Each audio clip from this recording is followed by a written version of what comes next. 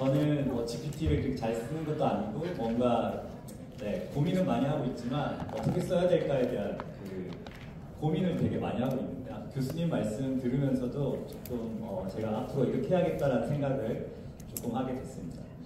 제가 말씀드리고 싶은 거는 중등학교, 특히 고등학교 현장에서는 요즘의 학교가 2022 개정교육과정이 들어오면서 선생님들도 많이 고민이 많아졌습니다. 기존의 교육과정에서 이렇게 내용 지식만을 어쨌든 교육과정 강론에서 설명했다면 지금은 과정기능과 가치 태도, 즉 이런 탐구와 정서적 성장을 교육을 통해서 진행하라라는 나름의 메시지를 주고 있는 것 같습니다. 이걸 어떻게 하지? 이제 그 고민들을 시작하고 있는데 지금 1학년 아이들은 고교학점제가 도입이 됐고요. 제가 지금 고등학교 1학년 담임을 하는데 아마 여기 고등학교 1학년 혹은 수업 들어가시는 분은 아시겠지만 뭐 출결 이런 것들 때문에 너무 힘들고 있습니다. 더 힘든 거는 이제 고교학점제가 되면서 여러 교과를 가르쳐야 된다는 이 부담감, 이게 현실로 다가왔고요. 그리고 최소 성취 수준을 보장하라는 어떻게 해야 될지 모르겠지만 아무튼 지금 저희 이제 학기 말이 되면 각 학교별로 힘들어질 것 같습니다. 이런 상황에서 혹시 GPT가 교사에게 조금 도움이 될 수 있을까에 대해서 고민했던 것들을 잠깐 설명드리고요. 앞에 분들에 비해서 저 되게 현장에 가까운 약간 사례를 중심으로 조금 말씀드리겠습니다. 아까 처음 말씀드렸던 그 다교과 지도와 관련해가지고 현장 선생님이 제일 힘든 거는 수행평가에 대한 부담일 것 같습니다. 한 과목에서 수행평가를 하는데 예를 들어서 보통 저희는 3개의 수행평가를 수행해야 되거든요. 내가 만약에 3과목을 가르치면 9개의 수행평가를 해야 되고 이 수행평가가 저희가 뭐 다양한 형태로 하고 싶지만 교육청이나 학교 측면 학교에서는 평가의 공정성, 객관성 이런 걸 얘기하면서 가능하면 논술형으로 시행하라 이렇게 얘기를 하고 있습니다. 그러면 저희가 그 아이들의 개발세발 쓴 글을 읽고 평가를 해야 되는데 되게 힘들 것 같아요. 근데 혹시 이거를 GPT가 좀 도와줄 수 있지 않을까라는 생각입니다. 보통 수행평가의 모습입니다. 저희 지리과 선생님들은 어쨌든 좀 그림도 있고 하면은 평가하기도 쉽고 아이들의 글도 볼 수 있어서 뭐 기후그래프도 그리고 그거에 대한 설명도 그리는데요. 저는 기본적으로 아이들에게 세계지리를 가르치면서 이렇게 손으로 그리는 거 말고 우리가 직접 요즘에 아까 이종원 교수님 얘기도 있었지만 그 시각화하는 거에 대해서 아이들이 그냥 단순히 이렇게 하는 것보다 정말 직접 해내면 어떨까라는 그냥 궁금증에 애들이랑 한번 시도를 해봤습니다. 우리가 세계지리 시험 문제들이 대부분 이런 그래프를 분석하는 거 그리고 분석하는 능력을 평가를 하고 있는데 그럼 아이들도 직접 그려내면은 그거를 분석하는 데 도움이 되지 않을까? 그래서 저는 컴퓨터 쌤에게 좀 부탁드려가지고 컴퓨터실에서 그 개통지리를 할 때 예를 들면 기후 단원을 여기는 이제 그 로우 데이터들을 애들이 직접 찾아가지고 예를 들면 저는 뭐 어떤 국가 하나 선택해서 기후, 종교, 인구, 도시화 이런 것들을 아이들이 직접 그려보게 했습니다. 그래서 얘네들이 그려보고 이 그림이랑 수능 문제랑 비교했을 때 이게 어떤 현상인지 이것도 분석하는 활동을 하는데 저 사실 요거를 위해서 애들에게 이제 이 과정을 수행평가를 하고 싶은 거예요. 근데 손으로 쓰면 이게 안 되잖아요. 그래서 고민을 하다가 수행평가를 컴퓨터로 봐보자 라고 이제 했는데 고민은 인터넷이 되면 답을 베낄 수 있잖아요. 근데 우리 학교는 되게 좋은 게 아이들 시험 보는 장면입니다. 컴퓨터실에 인터넷을 끌 수도 있더라고요. 한 번에. 그러면 가능하겠다. 그래서 저는 아이들에게 시험지를 나눠주고 여기 보시면 이메일 주소를 줬어요. 제가 시험이 종료되면 인터넷에 올려주고 이메일로 그 결과물을 나한테 발송해. 이렇게 해가지고 아이들의 답안지를 받았습니다. 이렇게 받고 보니까 저는 이제 저 위에 거를 하고 싶었는데 수행평가다 보니까 글을 쓰게 시켰거든요. 근데 이 데이터가 어쨌든 애들이 손으로 쓴 게 아니라 이거니까 이거는 요때가 이제 2023년이었는데 제 옆에 계신 수학 선생님이 GPT에 약간 빠져 계실 때라 이거 채점할 수 있지 않을까요? GPT가 이제 그래서 한번 같이 시작을 해봤습니다. 1번 문제는 이 그래프가 어디에 있고 무슨 그래프인지 어느 기후인지를 찾아내는 건데요. 두 번째는 그냥 애들이 점수를 주려고 이 기후에서 니네가 창업을 한다면 어떤 창업을 할래? 이런 즉 1번은 답이 있는 문항이고 2번은 답이 없는 약간 열려있는 문항이었습니다. 오픈 AI에서 GPT에게 답변을 듣기에 좀 적합한 이런 규칙을 줬는데요. 첫 번째는 제일 중요한 게 이렇게 그 문장을 그 GPT가 잘 읽을 수 있게 컨텍스트를 좀 끊어주는데 그 방법이 샵을 쓰든 이런 걸 하는 게 있고요. 예시를 주면 답을 잘한다 이런 게 있었고, 또 하나는 하지 말라고 하지 말고 뭐뭐를 해 라는 명령어를 주는 게 좋다고 했습니다. 그리고 또 하나는 모델에게 페르소나를 주는 거예요. 너는 지금 고등학교 지리교사인데 수행평가를 채점할 거야. 이렇게 페르소나를 주면 아이가 되게 좀 더 적극적으로 반응을 하고요. 예시를 제공하는 것, 니네가 어떻게 출력할지에 대해서 좀 구체적으로 안내해 주면 답안을 좀 더 잘 작성해 줍니다. 제가 그때 그 선생님이랑 같이 썼던 논문은 영어로 써있는 이유는 영어를 잘해서가 아니라 그 당시 GPT-4의 그 한 번에 인식할 수 있는 토큰의 수가 소큰이 5,000, 4,000 얼마밖에 안 됐어요. 그러니까 긴 문장을 한글로 쓰면은 얘가 다 이해를 못하는 거예요. 근데 저희는 문제가 기니까 이거를 한 번에 할 수가 없어가지고 영어로 하면은 얘가 조금 더 짧게 인식하더라고요. 그래가지고 저희는 한글로 된 거를 영어로 번역해가지고 집어넣는데, 그냥 보실 거는 우선 GPT한테 처음에 역할을 줍니다. 너는 지리교사인데 이제 채점을 할 거야. 그리고 문제를 주고요. 평가 기준, 우리가 쓰는 그 루브릭을 이렇게 표현을 해줬습니다. 그리고 출력을 할 때 저는 각각 루브릭에 대해서 네가 몇 점 줄 건지, 그리고 그 몇 점에 대한 근거를 제시해 줘라고 했어요. 그래서 얘가 1차 구분, 2차 구분을 해야 되는데 그걸 제대로 했으면 1점, 1점 이런 식으로 각각의 점수를 부여하겠습니다. 제가 이 GPT의 점수를 어떻게 비교할까 해가지고 3명의 그 현장 지리 선생님들께 각각의 문제를 이렇게 채점해달라고 하고 그 선생님들의 결과값이랑 GPT의 값을 비교해봤었거든요. 우선은 첫 번째 루브릭만 줬을 때는 그 채점 과제가 0.5 정도의 상관관계밖에 안 나왔어요. 그래서 이거 GPT는 안 되겠구나 라고 했는데, 아까 그 예시안에서 예시 답안을 주면 좀 좋다라는 그게 떠올라가지고 다시 예시 답안을 주고 조금 바꿔가지고, 그리고 점수를 좀 잘 주더라고요. 그래서 두 번째 그 명령어는 크리티컬하게 채점해 라고 줬습니다. 그랬더니 결과값이 여기 보시면은 1번 문항의 교사들 간의 상관관계는 꽤 높은 8, 9 정도 나오는데요. 두 번째 문제, 즉 답이 없는 문항에 대해서는 되게 낮게 나왔습니다. 그러니까 교사들도 이 정답에 대해서 일치하지 않는 의견을 제시한 거죠. 근데 GPT도 보면은 루브릭만 줬을 때는 낮지만 예시 답안을 줬을 때는 0.6이 넘어갑니다. 그리고 크리티컬하게 채점했을 때는 조금 더 상관관계가 높아지는 거죠. 그래서 제가 생각했을 때 GPT가 채점을 1차 채점을 한다면 동료 교사 한 명의 역할을 충분히 해줄 수 있다라는 나름의 결론을 얘기를 했었고요. 이번 문항은 0.6이 되지는 않지만 아까 교사들의 값도 저 정도였거든요. 그래서 이번 문항 자체도 답이 없는 문항도 충분히 GPT가 할 수 있다. 그러니까 교사 한 명 역할을 할 수 있다는 거고, 이게 2023년 말에 했었던 거니까 지금은 조금 더 성능이 좋아졌다고 생각을 합니다. 그리고 또 하나, 저는 아까 말씀드렸던 몇 점을 줬고 네가 왜 이렇게 했는지를 설명을 해주니까 이걸 보고 제가 채점을 한 번 더 확인할 수 있어가지고 채점의 수월성에 있어서는 충분히 의미가 있는 방법이었던 것 같고요. 제가 또 하나 그 명령어에 넣었던 거는 그럼 이 학생에게 어떤 피드백을 해주면 좋을까를 했는데, 꽤 1번 문항에 대해서는 피드백이 꽤 괜찮았습니다.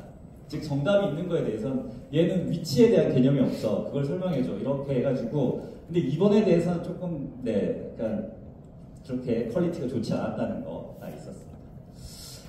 최근에 GPT가 조금 업그레이드 되면서, 그러니까 저는 이제 컴퓨터로 했기 때문에 가능했지만 애들은 손으로 쓰잖아요. 최근에 나온 그 오포 미니 하이 버전이 있습니다. 얘는 그 추론 모델인데요. 이 아이는 조금 이미지 분석 능력이 좀 뛰어나서 선생님들께서 아이들이 쓴 글을 캡처해가지고 텍스트 추출해줘 하면은 어느 정도 추출을 해줍니다. 그러면 선생님들이 잘 할 수 있는데요. 제가 몇 번 실험을 해봤더니 이렇게 원고지에 글을 쓰게 하면 잘 추출합니다. 이게 약간은 제가 그냥 지금 터득해낸 하나의 힌트고요. 문제점이 하나 있습니다. 얘가 애들이 개발세발 써도 얘가 앞뒤 맥락을 가지고 추론을 하거든요. 근데 되게 어려운 용어 있잖아요. 실생활 용어는 되게 빠르게 분석하는데, 제가 역사 선생님이 이거 좀 해달라고 해가지고 하다 보니까 역사에서는 뭐가 있냐면 제가 송사지 이런 단어를 이제 썼는데 얘는 승정원 일기라고 분석했어요. 그러니까 일상의 용어가 아니라 되게 전문 용어인데 필요하지 않으면 그냥 그 역사적 맥락 안에서 그냥 툭 내뱉더라고요. 그래서 일상의 용어로서 하는 수행평가는 충분히 GPT가 이렇게 이제는 글을 추출해가지고 이 추출된 걸 아까처럼 우리 아까 그 프롬프트로 넣으면은 할 수 있지 않을까, 네, 그렇게 생각을 합니다. 제가 이렇게 막 설명하는데 약간 그 서론이 긴데요. 수업에 GPT를 활용할 수 있을까?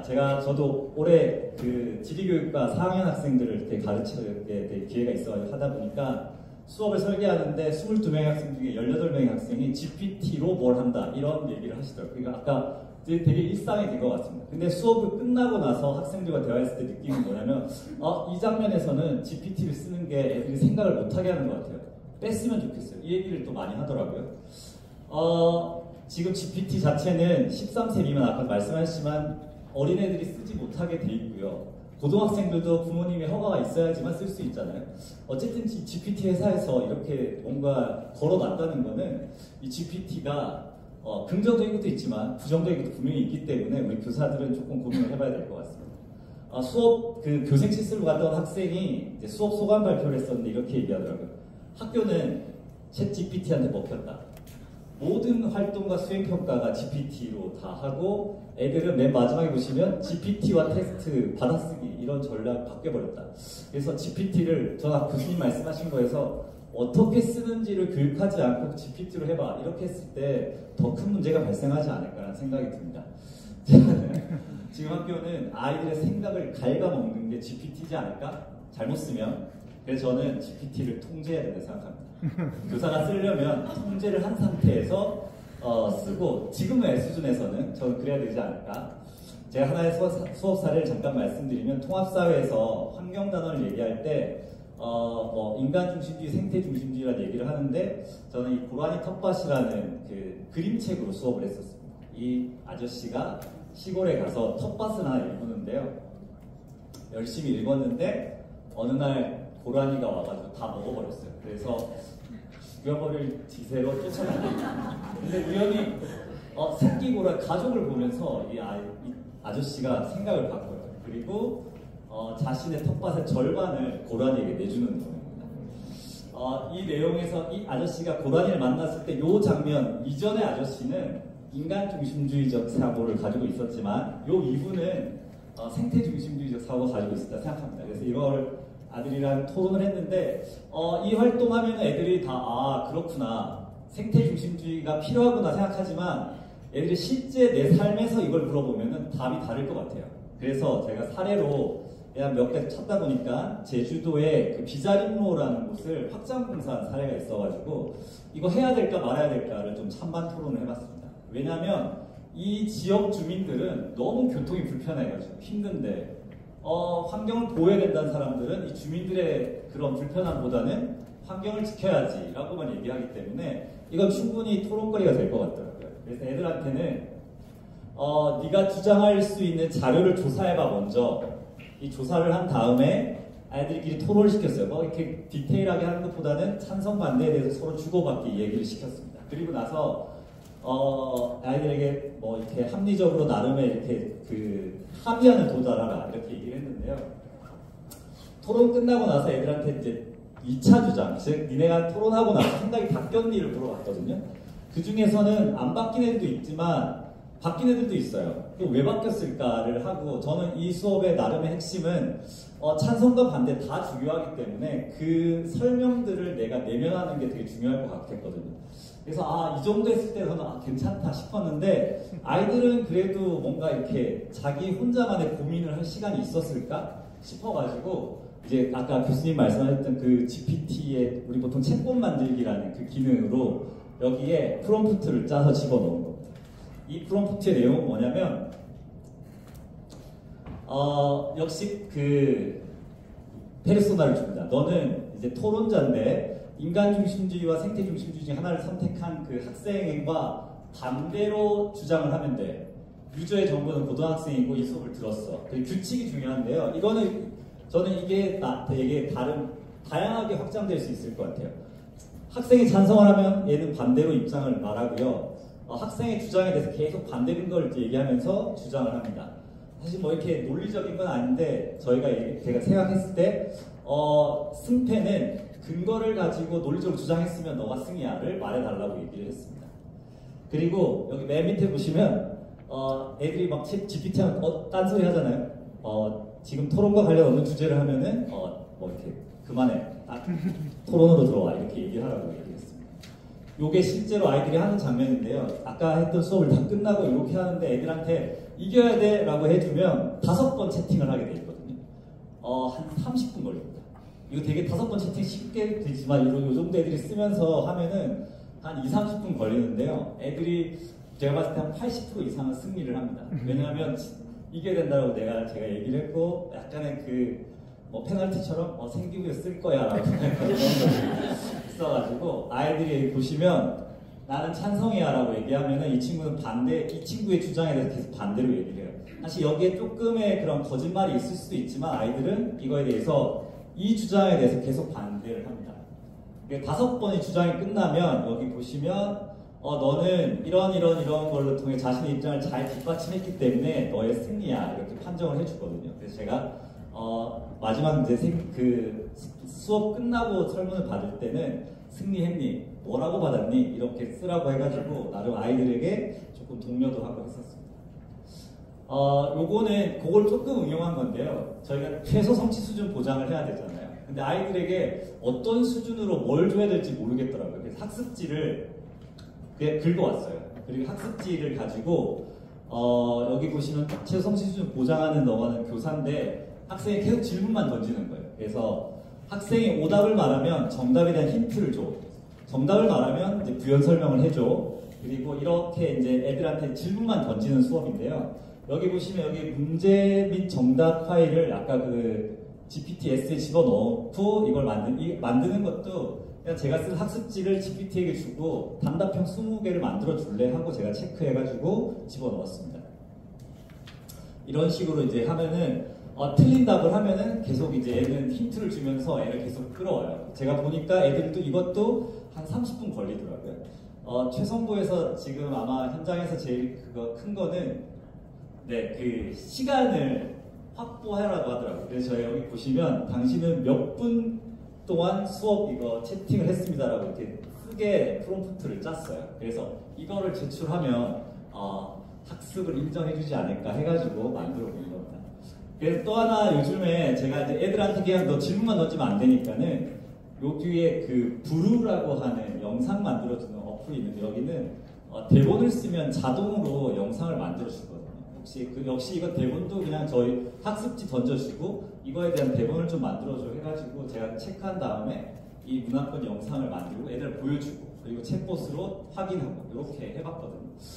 약간의 이거는 그냥 제가 그냥 생활 속에 이런 팁처럼 말씀드리지만 충분히 또 우리 교사 한 명의 또 역할을 해줄 수 있지 않을까라는 생각이 들었습니다. 마지막 말씀드리고 싶은 거는 GPT는 쓰되 우리가 지배당하지 말아야겠다는 생각을 하면서 오늘 말씀 마무리하겠습니다. 감사합니다.